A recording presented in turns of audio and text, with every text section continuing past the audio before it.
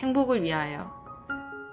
두 아이가 어릴 때 실화를 바탕으로 하고 윌 스미스가 주연 배우로 나오는 행복을 찾아서라는 영화를 우연히 보게 되었다.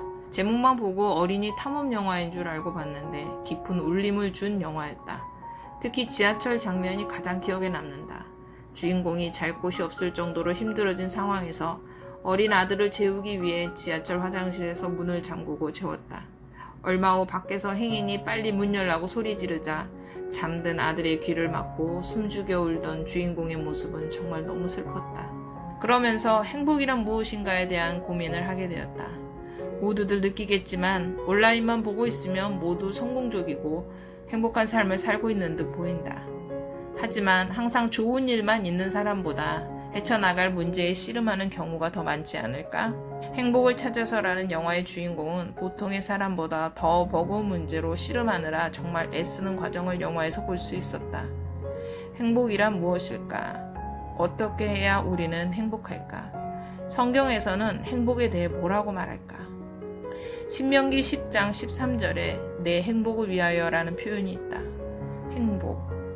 하나님께서 하나님의 자녀인 나의 행복을 위하여 해야 할 일을 말씀하신다. 그것은 나의 행복을 위하여 하나님께서 명하신 모든 것을 순종하라는 것이다. 성경에서 행복이라는 단어를 발견한 것이 너무 낯설어서 영어를 보니 for your good 이라고 적혀 있었다. 인터넷에서 원어를 찾아보니 토브라는 단어는 좋은 것, 특히 도덕적으로 좋은 것, 유익한 것, 복지, 번성, 행복 이런 뜻을 가진 단어였다. 요약하자면 하나님 말씀에 순종하면 다양한 면에서 복합적이고 진정한 행복을 누리며 살 수 있다고 나는 이해했다. 하나님께 순종하는 것은 세상 권력에 복종하는 것으로 얻는 유익에 비할 수 없다. 신실한 순종은 진정한 행복을 우리에게 줄 수 있는 것이다. 온라인에 우리가 얼마나 성공적으로 잘 나가는지 자랑해서 그 누군가에게 부러움을 사지 않아도 우리의 마음은 행복할 수 있을 것이다. 교회 청년 중에 1년 정도 방황하던 청년이 있다. 교회에서 매우 열심이었고 나와 매우 친밀한 관계를 유지하던 청년이 교회와 나에게 거리두기를 시작했다. 그 거리두기는 정말 너무 마음이 아팠다.